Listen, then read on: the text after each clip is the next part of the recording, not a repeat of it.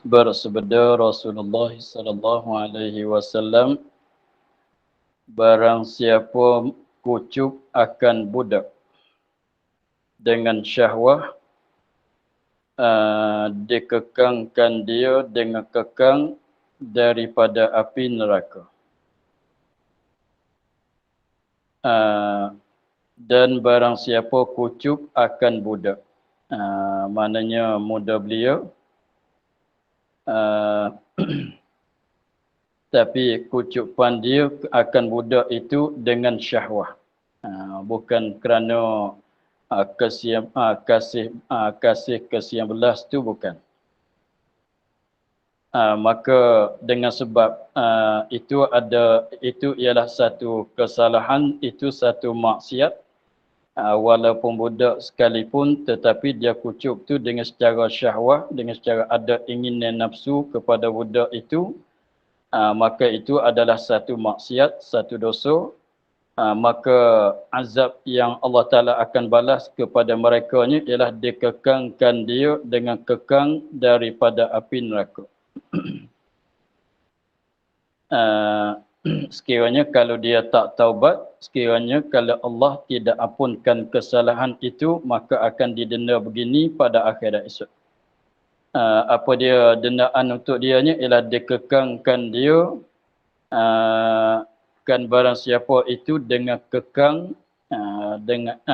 dengan kekang, kekang di sini alat, dengan kekang daripada api neraka. Ini yang dibuat daripada api neraka. Kekang tu macam kita letak di kuda. Dia tali itu masuk di mulut kuda, naik ke atas. Maka orang yang menunggang di atas belakang kudanya, dia pegang tali kekang itulah. Jadi maknanya Allah Ta'ala jadikan daripada api neraka, jadikan suatu kekang, maka dikekangkan di mulutnya. Sebab kucup ni kucup dengan mulut. Sebab kucup ni kucup dengan mulut, maka Allah Ta'ala jadikan kekang seperti yang kekang yang ada pada kuda. Maka jadikan kekang itu letak kat mulut dia. Itu jadi balasan yang mana dia kucup, walaupun budak sekalipun, tapi dengan syahwah. Itu sebuah hadis. Dan bersabda Nabi sallallahu alaihi wasallam, barang siapa kucup akan kanak-kanak dengan syahwah, maka seolah-olah berzina ia serta ibunya. Jadi di sini nak cerita katanya besar kesalahan itu. Sebeda Nabi SAW, barang siapa kucup akan kanak-kanak. Tapi kucupan itu dengan syahwah. Jadi berdosanya dengan sebab ada syahwah tu dah. Maka seolah-olah pada dosanya berzina ia barang siapa serta ibunya, ibu barang siapa. Jadi dosa dia tu seolah kata dia tu berzina dengan ibu, dengan mak dia. Mak bagi barang siapa, bukan mak bagi kanak-kanak tu, tidak. Jadi seolah kata berzina dengan ibu sendiri. Jadi memanglah kalau tilik pada zahir itu, maknanya dosa kucup kanak-kanak tu sama dengan dosa bagi dosa berzina dengan ibu dia sendiri. Tapi bukan maksud sama pada dosa. Nak cerita katanya benda ini benda yang besar juga. Macam mana besar berzina, kesalahan berzina dengan ibu sendiri, maka begitu juga kucup dengan kanak-kanak, kucupkan kanak-kanak dengan syahwah, itu pun benda besar juga, mesti dijagakan. Jadi sebagaimana kena jaga kena jauhkan daripada berzina, lebih-lebih lagi berzina dengan ibu sendiri, maka begitu juga kita kena jaga juga, kena jauhi juga daripada kucupkan kanak-kanak dengan syahwah. Itu yang dimaksudkan. Bukan maksud daripada seolah-olah berzina dengan ibu sendiri, itu bukan maksud dosa tu sama besar. Bukan maksud. Sebab zina tu memanglah yang paling fahishah, yang paling keji sekalinya, apakah lagi berzina dengan ibu sendiri. tak boleh banding ini sekadar kucup dengan syahwah, maka tilik pada dosa tu memanglah ringan lah. Tapi dengan ringan tu jangan buat mudah-mudah lah. Jangan buat mudah dengan dia. Jadi maknanya sebagaimana kita jauhkan daripada berzina, lebih lagi daripada berzina dengan ibu sendiri, maka begitu juga kita kena jaga, kena menjauhi daripada kucupkan kanak-kanak dengan syahwat. Jadi sebagaimana kita menjauhi daripada amalan zina, begitu juga kita menjauhkan daripada amalan kucup kanak-kanak walaupun belum besar lagi, walaupun belum balik lagi, tapi kucup dengan syahwat itu berdosa. Mesti kita kena menjauhi, sama-sama menjauhi di antara daripada dua perkara tadi. Itu maksudnya. Berzina dengan takbir lagi baca, maka seolah-olah berzina ia serta ibunya 70 kali. Begitu. Besarnya. Dan barang siapa, maknanya begitulah tadi tu, nak cerita kata ni pun besar juga kesalahan. Jangan buat main-main dengan dia. Jangan buat ringan dengan dia. Begitulah. Dan barang siapa berzina ia serta ibunya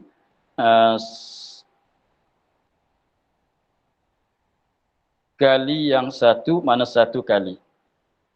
Dan barang siapa, jadi maknanya kucup kanak-kanak dengan syahwat tu seolah kata berzina dengan ibu sendiri 70 kali. Lepas tu kalau satu kali tu keberatan dosanya sakat mana. Dan barang siapa berzina ia serta ibunya kali yang satu, ini satu kali dia berdosa, satu kali dia berzina dengan ibu dia sendiri, maka seolah-olah membunuh ia akan 70 nabi. Dosa dia tu berat tak berat tu diseolah-olahkan, bukan sama betul-betul, dibandingkan. Tapi benda tu dia tak sama lah. Kesalahan tu tak sama. Bunuh 70 orang nabi tu memanglah besar sangatlah. Maka tetapi nak katanya benda ni besar juga. Maka seolah-olah membunuh ia akan 70 nabi. Salahnya begitu. Jadi maknanya berzina dengan ibu sendiri, jadi besar dianya macam katanya bunuh 70 orang nabi. Lepas tu kucup kanak-kanak tadi dengan syahwat, besar dia tu macam zina dengan ibu dia sendiri, apa dia? 70 kali. Tu kita bayanglah berapa kebesaran dia nisbah kesalahan. Jadi semuanya nak ugupkan kita supaya kita menjauhi daripada amalannya begitu. Tengok sebab kebesaran kesalahan dia begitu lalu. Abi, dan sebeda ia ya Nabi SAW 4 orang berpagi-pagi mereka itu di dalam murka Allah Ta'ala, dan berpetang-petang mereka itu di dalam marah Allah. Sebeda Nabi katanya 4 orang, 4 jenis orang. 4 orang, 4 jenis orang berpagi-pagi mereka itu di dalam merka Allah. Ada dia waktu pagi pun di dalam merka Allah, dan berpetang-petang, mana sebelah petang dalam waktu petang pun dimerkai mereka itu di dalam marah Allah. Jadi maksudnya bukan Allah Ta'ala marah kepada dia tu waktu pagi, tengah hari tidak, dan petang pula marah pula, apabila masuk malam tu tidak marah, bukan maksud begitu. Apabila sebut kata pagi dan petang, maksudnya apa dia? Sepanjang masa. Itu maksudnya. Berpagi-pagi dia, waktu pagi pun di merka Allah, di petang pun di merka Allah, maksudnya sepanjang masa. Sepanjang masa berpanjangan di dalam marah Allah. Tengok kita bercakap, saya kerja pagi petang. Saya kerja pagi petang, maknanya penuh masa bekerja. Maksudnya begitulah. Jadi maknanya di dalam merka Allah waktu pagi, dalam merka Allah waktu petang. Maksud semuanya berpagi berpetang semuanya, maksudnya sepanjang masa dia di dalam kemerkaan Allah. Apa orang ini? Sebedah sembah orang baginya. Sembah tanya orang, jadi sahabatlah orang tu, baginya bagi Rasulullah. Maka sahabat pun tanya, siapa 4 orang tu? Siapa mereka itu? Rasulullah. Maka sahabat pun tanya, siapa apa orang yang sentiasa di dalam murka Allah? Itu ditanyai oleh sahabat. Sebab Nabi kata 4 orang tak tahu lagi kenapa siapa tu. 4 orang ini, 4 jenis orang ini di dalam sentiasa dalam murka Allah pagi, petang, siang, malam. Maka sahabat pun nak tahulah 4 bagai orang ni siapa. Maka sebenarnya Rasulullah, segala yang menyerupa daripada lelaki dengan perempuan. Dia panggil lelaki lembut. Satunya segala yang menyerupa daripada lelaki. Menyerupa dengan perempuan. Ni segala orang yang gitu ya. Segala orang yang menyerupa dengan perempuan, yang menyerupa tu kena atas siapa? Daripada lelaki. Jadi kalau kita belajar dalam kaedah nahwunya, daripada maknanya bayan. Bayan tu nak cerita kata kena atas siapa, kena atas apa benda. Yang buat serupa tu siapa dia? Orang lelaki. Jadi maksudnya segala orang-orang lelaki yang buat serupa dengan orang perempuan. Tingkah laku dia buat serupa dengan perempuan. Pakaian dianya serupa dengan pakaian perempuan. Jadi pakai pakaian perempuan terus. Tapi masalah pakaian tu tengok, kalau setengah-setengah pakaian tu ada dipakai oleh lelaki pada adat tempatan tu. Dipakai juga orang perempuan pun pakai juga pakaian ni. Kalau lelaki pun pakai, kalau pada adat suatu tempat tu, itu tak mengapa, tak jadi menyerupa. Tetapi setengah-setengah tu pakaian begini orang perempuan pakai. Seperti baju kurung, itu pakaian orang perempuan. Pakaian lelaki baju tuk, baju safari begini. Contohnya ada berbeza. Maka setiap-tiap lelaki yang pakai pakaian perempuan, begitu juga sebaliknya. Orang perempuan akan pakaian yang tertentu dengan orang lelaki.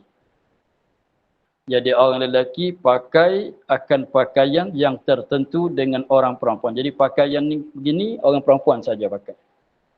Orang lelaki tak pakai. Begitu. Katanya segala, jadi daripada 4 orang ni sentiasa dia dalam murka Allah. Allah mengkena azab dia. Siapa? Satunya orang-orang lelaki yang buat serupakan dengan orang perempuan.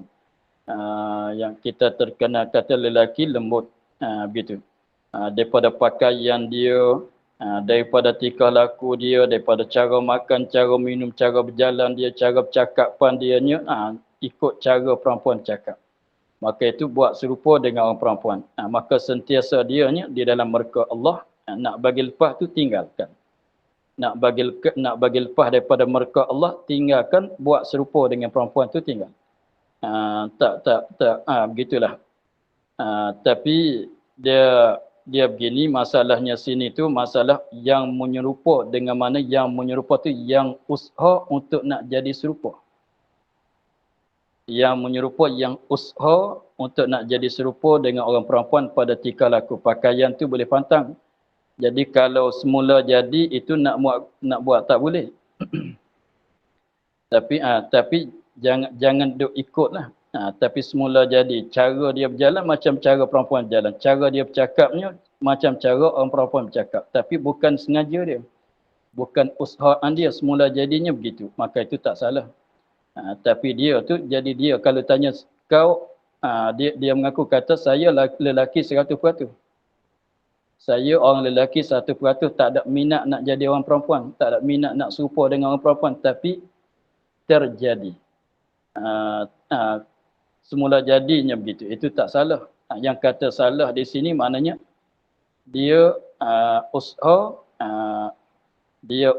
tengok asalnya tak jadi lembut gitu, tapi dengan sebab dia sengaja nak bagi jadi lembut. Begitulah cara bercakapnya. Biasanya bercakap macam orang lelaki masa dia kecil-kecil tu, macam orang lelaki dah bercakap. Tapi dengan sebab dia terpengaruh ke apanya, jadi lama kelamaan dia ubah jadi cakap cara orang perempuan. Cara berjalan tu tengok masa kecil-kecil tu dia berjalan cara lelaki lah. Tetapi dia suka pada orang perempuan, suka nak jadi orang perempuan, maka dia ubahkan cara jalanan dia. Maka itu menyerupa tu makna usaha untuk nak jadi serupa. Begitu. Itu yang pertama.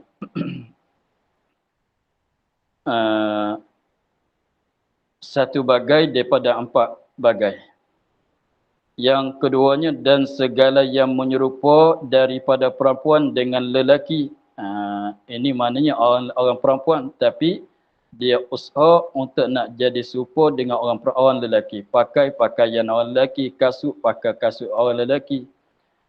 Nisbah cakapnya, cakap tengok orang lelaki. Cara makan, cara minum, cara apa tu dia tiru ikut orang lelaki. Tengok, dia katanya segala yang menyerupa daripada perempuan dengan lelaki. Ini pun sentiasa mereka ini di dalam murka Allah. Dia tak suka panjangkan rambut. Dia suka pendekkan rambut cara sama dengan orang lelaki, rambut lelaki. Dan mereka yang mendatangkan binatang. Ini yang ketiga. Sentiasa dia dalam murka Allah. Mereka yang mendatangkan binatang. Dia berzina dengan binatang. Begitulah. Ini pun setengah daripada 4 orang tadi. Dan mereka yang mendatangkan lelaki. Berlewat. Dia mendatangkan lelaki. Laki sama laki lah.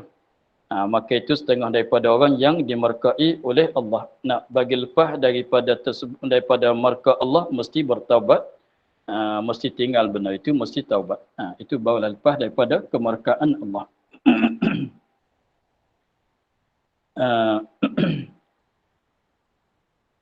Dan bersabda ia Nabi SAW, 7 orang, 7 bagai orang dilaknatkan mereka itu oleh Allah Subhanahu wa taala.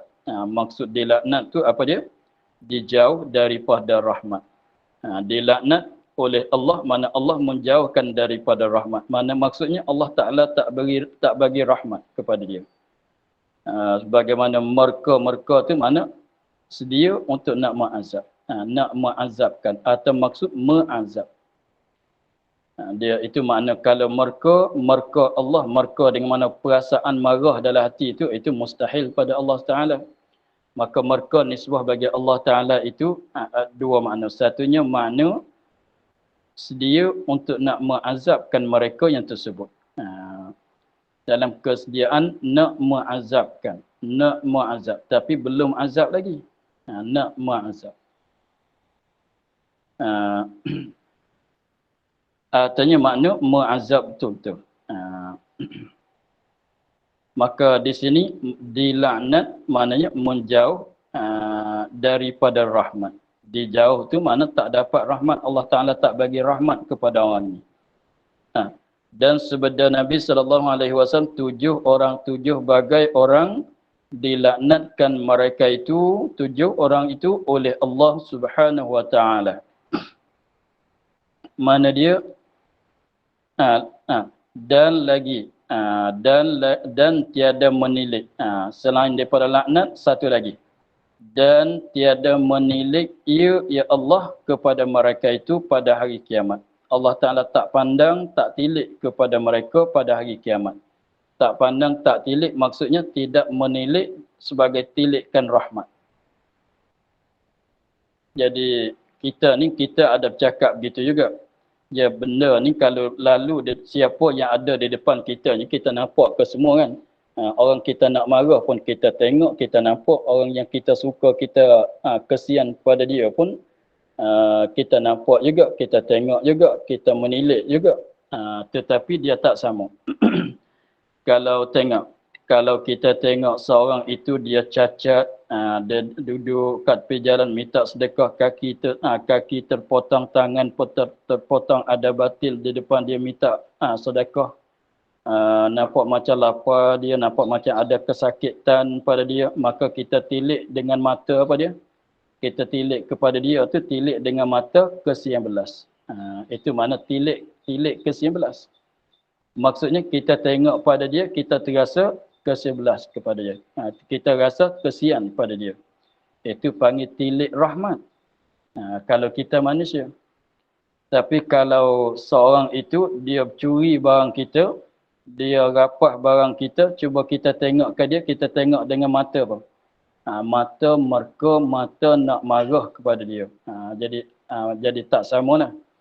Itu maknanya Allah Ta'ala tak tilik, bukan maksud tak tilik, semata-mata tak tilik itu bukan begitu. Maksudnya Allah Ta'ala tak kesian belas kepada orang ini. Nampak susah, sakat mana susah dia, Allah Ta'ala tak kesian belas kepada mereka. Itu mana tiada menilik kepada mereka itu pada hari kiamat, yang tiada menilik, yang ini sebagai tilik kesian belas tu tak ada. Kalau tilik pun tilik nak marah. Tilik nak mengazab. Macam macam-macam ada orang yang curi barang kita ni tengok, kata kita tengok pada dia tu, tengok dengan mata nak marah. Tak kalau tengok tu tengok dengan mata keras pada dia. Sebab apa? Sebab nak marah pada dia. Sebab marah pada dia. Tapi kalau tengok orang yang cacat, orang yang apa kita tengok tu tengok juga pada dia. Tapi tengok dengan kesian belas. Itu maksudnya. Jadi kata tiada menilik ni sebagai tilikan rahmat. Kesian belas tu tak ada. Jadi maksud apa dia maksud? Maksudnya Tuhan tidak rahmati kepada orang ini. Tuhan tu tidak kesian belas pada orang ini pada hari kiamat. Serta dijauhkan rahmat, dilaknat mana dijauhkan daripada rahmat dan tidak berkesian belas sama sekali kepada orang ini. 7 orang yang tadi. Dan dikatakan bagi mereka itu masuk kamu akan neraka. Serta segala orang yang fasik. Lagi pulanya Allah Ta'ala suruh mereka masuk ke dalam neraka bersama dengan orang-orang yang fasik. Memanglah mereka ini pun orang fasik juga. Dan dikatakan bagi mereka itu, diarahlah. Diarahkan bagi mereka itu, ini kepada mereka itu, masuk oleh kamu. Tuhan cakap dengan dia, suruh dia masuk ke dalam neraka. Lepas tu masuk dalam neraka serta orang, bukan fasik, serta segala orang yang masuk. Ini masuk neraka. Jadi masuk dalam neraka bersama dengan orang yang masuk neraka. Itu dia bentuk hadisnya begitulah. Dikatakan bagi mereka itu masuk kamu akan neraka serta orang yang masuk. Bersama dengan segala orang yang masuk neraka. Disuruh masuk neraka tu macam dia tahu nak jalan nak pergi neraka. Nak suruh kau pergi kau pergi pasar beli barang sikit. Nak suruh pergi pasar tu macam kita tahu dia tahu jalan nak pergi pasar kan. Maka di sini dia katanya Allah Ta'ala kata kepada mereka masuk kamu, disuruh masuk. Suruh pergi masuk ke dalam neraka bersama dengan yang lain lagi yang mana mereka masuk neraka juga. Jadi maksudnya bukan suruh. Nak suruh macam mana masuk neraka sebab mereka itu tak tahu neraka di mana tepat. Lagi pulanya di pada mahsyar belum lagi masuk neraka. Sebab masuk neraka selepas pada titian sirat. Kita maklumnya begitu ketika pada mahsyar tak masuk neraka lagi kan. Nak masuk neraka tu kemudian daripada timbang amalan, selepas pada timbang amalan tu barulah bertiti di atas titian sirat. Maka kalau tak lepas itulah masuk neraka. Maka di sini maksud katanya dikatakan bagi mereka itu masuk kamu ke atas neraka serta orang yang masuk tu maknanya orang ini akhir-akhirnya dimasuk ke dalam neraka. Itu yang maksudnya. Akhir-akhir dianya akan masuk ke dalam neraka. Bersama dengan yang lain lagi yang berdosa dengan dosa yang lain lagi.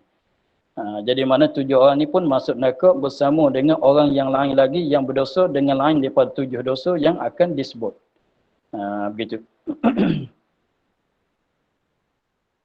Mana dia? Dan bermula mereka itu 7 orang tadi, orang yang berbuat dan yang dibuatkan dengan dia pada amalan kaum liwat. Kaum Lut. Mana berlewat. Dah. Bermula mereka itu setengah daripada 7 orang tu ialah orang yang berbuat. Maknanya itulah yang berbuat tu. Dah. Dan yang dibuatkan dengan dia yang serah diri tu. Cakap gitulah. Dah.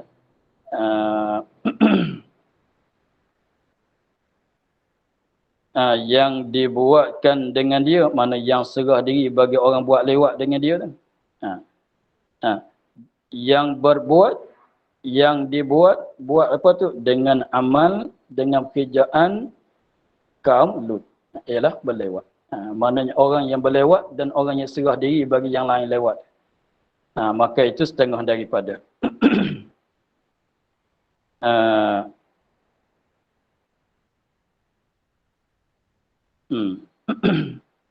Itu satu. Dan yang menikahkan, nikah kahwin ya. Nikahkan ibu dan anaknya. Tapi nikah, belum dulu. Sikit. Nikah, kita panggil bahasa Melayu katanya kahwin. Nah, itu satu makna. Nikah tu ada dua makna dalam bahasa Arab. Nikah dalam bahasa Arab tu ada dua makna. Satunya makna kahwin.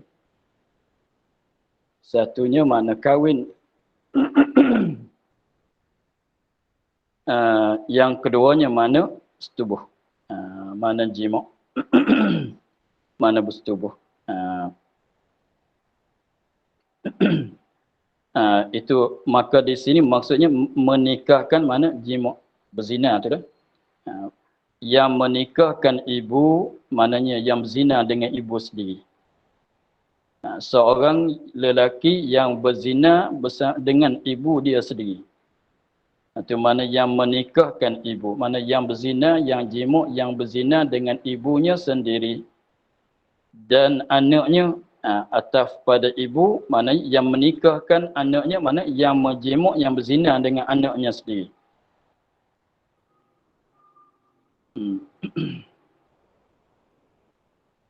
Ini yang kedua. Dan orang yang berzina dengan isteri jarnya. Dan seterusnya daripada 7 orang tu ialah orang yang berzina dengan isteri jarnya. Jar tu maksud jiran. Dia berzina dengan isteri kawan tepi rumah dia. Maksudnya apa dia?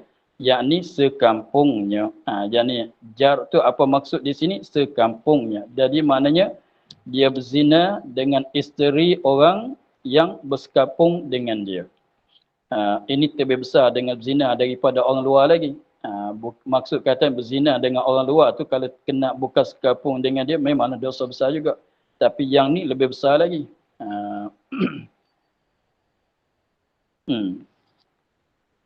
Seterusnya, dan yang menikahkan perempuan pada dubur. Walaupun perempuan tu isteri dia sekalipun. Walaupun perempuan tu isteri dia sekalipun, dia menikahkan, dia jima', dia masukkan kemaluan dia dalam dubur perempuan, walaupun perempuan tu isteri dia sekalipun, maka orang ni masuk dalam 7 orang tadi juga.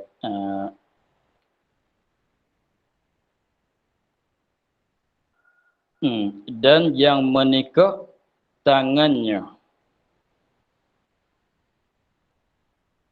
Dan menikahkan tangannya. Mana dia keluarkan mani dia dengan tangan. Dia keluarkan mani dia, main dengan tangan dia, sehingga keluar mani. Maka itu setengah daripada. Itu cukup 7 orang. Malaikan bahawa taubat ia. Malaikan dia tu dah taubat. Itu lepaslah daripada tadi laknat apa tadi semua, lepaslah kalau dia taubat. Dan orang yang menyakiti, ada lagi, dan orang yang menyakiti akan mereka yang sekampungnya.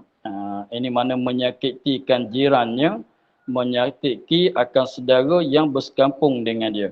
Jadi jiran-jiran dianya sekapung dengan dia tu dia menyakiti. Jadi orang tu dapat menyakiti dengan sebab dia.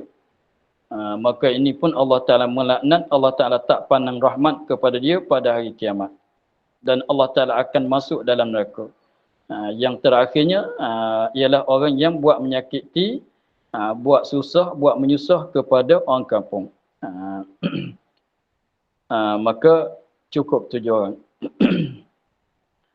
Dan sebeda ia ya Nabi SAW, barang siapa lewat ia pada kanak-kanak, nescaya jadi ia di dalam kuburnya babi, khinzir. Dan barang siapa lewat ia pada kanak-kanak, dia berlewat dengan kanak-kanak. Dia berlewat dengan kanak-kanak, nescaya jadi ia di dalam kuburnya, yakni pada ketika dia dalam kubur tu babi. Maka di sini pun bukan tak dipakai mana zuhir, ya. Bukan apabila orang ni kalau dia berlewat dengan kanak-kanak, maka apabila masuk dalam kubur dia zuhir tu katanya dia jadi babi, jadi khinzir, diubah daripada rupa manusia kepada rupa babi, rupa khinzir. Tetapi kita maksudnya khinzir tu hina. Hina. Apabila dia tu masuk dalam kubur tu dalam kehinaan. Gitulah.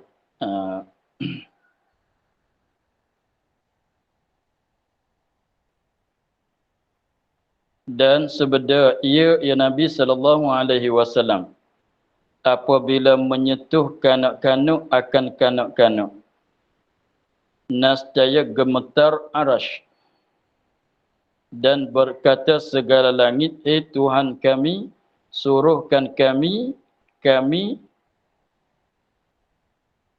apa ni?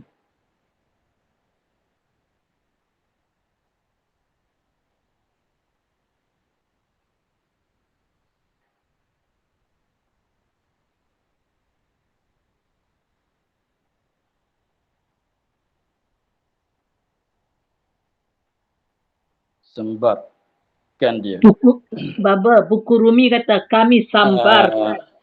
Sambarkan. Apabila menyentuh kanak-kanak, memanglah tak balik, tak berdosa akan kanak-kanak. Sambar. Ya, sambar. Apabila menyentuh kanak-kanak akan kanak-kanak. Sama-sama tak baliklah. Tapi menyentuh di sini tu bukan menyentuh macam budak-budak duk bergurau tu, tu bukan maksud gitulah. Jadi maknanya memang kanak-kanak tu bukan dia tak berdosa walaupun buat apa-apa maksiat, rupa maksiat sekalipun dia tidak berdosa sebab dia belum jadi orang mukallaf.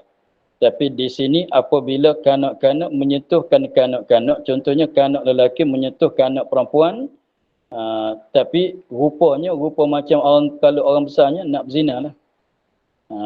Nak kucuk kalau orang besarnya, kalau orang tuanya macam apa dia, menyentuh antara lelaki perempuan ajnabi, seperti kucuk lelaki dan perempuan ajnabi dengan cara syahwah, maknanya nak berzina, mukaddimah pendahuluan bagi berzina dan zina. Tapi macam kanak-kanak ni dia tak berdosa walaupun dia buat sekalipun, maka kita panggil dalam istilah fiqh dia panggil rupa maksiat, bukan maksiat. Kanak-kanak kalau dia bercuri, maka bercuri yang berlaku pada kanak-kanak belum balik itu panggil rupa maksiat, bukan maksiat. Kalau orang yang akil balik ambil barang orang tu panggil katanya maksiat. Panggil bercuri. Tapi kalau kanak-kanak tak panggil bercuri, panggil rupa bercuri. Kalau berzina, maka tak panggil berzina, panggil rupa berzina, rupa maksiat. Kalau orang akil balik, kalau berzina, panggil berzina lah. Sebab apa? Sebab nak kata berzina pada kanak-kanak, kalau berzina, mesti berdosa lah. Ini katanya rupa berzina. Begitu. Jadi, kanak-kanak apabila menyentuh dengan secara rupa maksiat dah tu. Kalau menyentuh dengan secara bergurau main cara dia tu, itu tak mengapalah. Bukan maksudlah. Jadi maksud menyentuh sini kalau orang tua tu berdosa. Kalau yang akil balik tu menyentuh cara begini berdosa.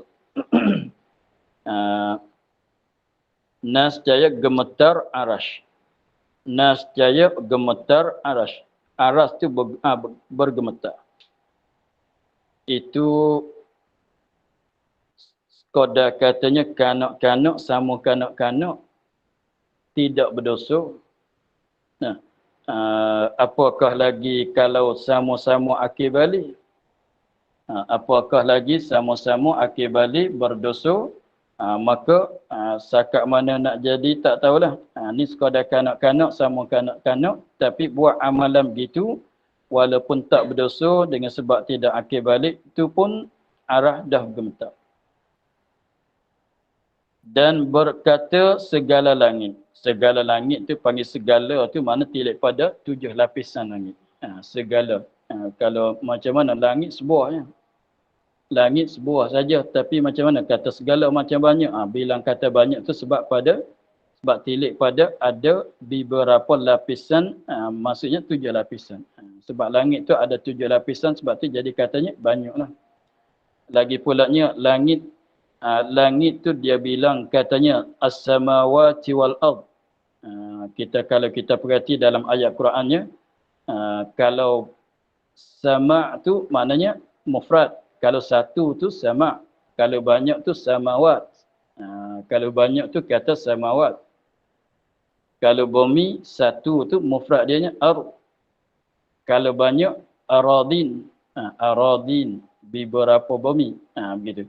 Tetapi biasanya kalau dalam ayat Quran tu dia bercakap kata as-samawati dengan bentuk jamak wal ardi dengan bentuk mufrad. Maka dengan sebabnya langit 7 lapisan langit, bumi pun 7 lapisan bumi juga. Tetapi dengan sebab langit tu 7 lapisan dia tu tidak rapat. Satu lapisan tu tidak rapat. Tak macam rumah yang bertingkat. 7 tingkat, kalau rumah 7 tingkat, satu-satu tingkat tu bersama-sama. Maka bumi macam tu. Bumi macam rumah yang bertingkat itu. Tingkat 1, tingkat 2, maka bersama-sama. Itu bumi macam tu. Adapun langit tu 7 tingkat dia, mana satu tingkat kepada satu tingkat tu tidak rapat. Bahkan ada ruang. Jauh pula perjalanan dia. Maka dengan sebab langit itu satu tingkat satu tingkat yang kedua tu tidak rapat, maka dibilang kata banyak. Tapi bumi itu dengan sebab 7 lapisan dia, maka satu lapisan tu rapat-rapat bersama-sama, maknanya dibilang satu. Sebab tu rumahnya, bangunan tu walaupun berpuluh tingkat, berpuluh lapisan sekalipun, tapi kita panggil sebuah bangunan. Bangunan yang tinggi, walaupun beratus lapisan, beratus tingkat sekalipun, tapi panggil sebuah bangunan. Macam itulah bumi. Walaupun ada 7 lapisan bumi sekalipun, panggil satu saja. Sebab tu guna bentuk mufrad. Kata di sini berkata segala langit. Segala lapisan-lapisan 7 lapisan langit. Dia bercakap bersama Allah. Tuhan kami. Tuhan kami, suruhkan kami. Minta Allah Ta'ala arah kepada dia.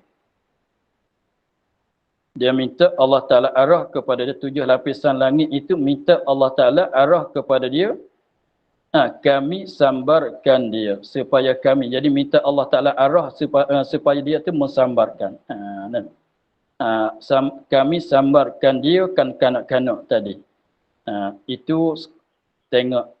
Kita perhati tengok di sini itu sekadar kanak-kanak sama kanak-kanak. Walaupun mereka tidak berdosa, itu macam mana yang berlaku pada arash, macam mana yang berlaku pada langit-langit. Apakah lagi yang akil balik yang berlakunya begitu. Berlaku setuh menyetuh. Lebih laginya berlaku berzina. Dan berkata bumi pula. Ni tengok. Tak ada kata segala bumi. Tak ada kata beberapa bumi. Kata bumi macam satu. Macam bangunan tadilah. Yang beberapa lapisan tingkat sekalipun. Tapi panggil satu bangunan. Dan berkata bumi, suruhkan kami telankan dia. Minta nak telan. Telan macam telan oleh bumi akan kaum Nabi Lut. Telan oleh bumi, macam telan oleh bumi itu akan kaum Nabi Lut pada zaman dulu. Jadi bumi itu minta nak telankan kanak-kanak dua orang tadi dengan sebab setuh menyetuh dengan secara rupa maksiat. Kalau setuh rupa bergurau, tak fikir apa pun, setengah kanak-kanak tak tahu pun benda-benda begitu. Main cara dia, itu tak salah. Tak jadi rupa maksiat. Jadi maknanya setuh menyetuh kanak-kanak tapi rupanya kalau orang balik itu berdosa lah. Jadi maksiat dah tu. Maka di situ itu tengok kalau apa yang terjadi pada aras, terjadi pada lapisan bumi, pada segala langit-langit dan bumi. Dah minta nak denda dah. Dah minta izin daripada Allah nak denda dah. Maka apakah lagi benda itu kalau berlaku pada orang yang akil balik.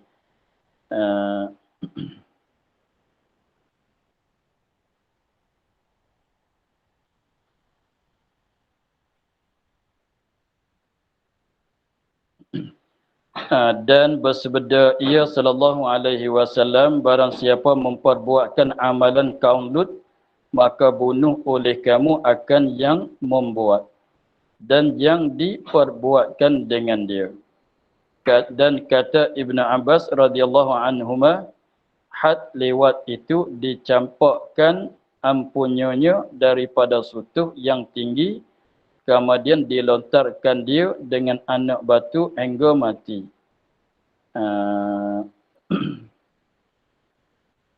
Kita akhir di situ dulu untuk hari ini. InsyaAllah kita sambung pada minggu depan pada katanya, dan bersabda ia barang siapa memperbuatkan amalan kaum Lut. Wallahu a'lam. Alhamdulillahirabbil alamin. A'udzubillahi minasyaitonir rajim. Bismillahirrahmanirrahim. Alhamdulillahirabbil alamin wassalatu wassalamu ala asyrafil anbiya'i wal mursalin wa ala alihi wa sahbihi ajma'in. اللهم افتح علينا فتوح العارفين ونور قلوبنا من نورك الكريم واجعل عملنا خالصة لوجهك الكريم. اللهم إنا نستودعك ما قرأناه وما فصلناه وما سمعناه فرضنا علينا وافتح إلى سبحان ربك رب العزة عما يصفون وسلام على المرسلين والحمد لله رب العالمين. Terima kasih Baba. Assalamualaikum. Assalamualaikum. Terima kasih Baba. Sama-sama.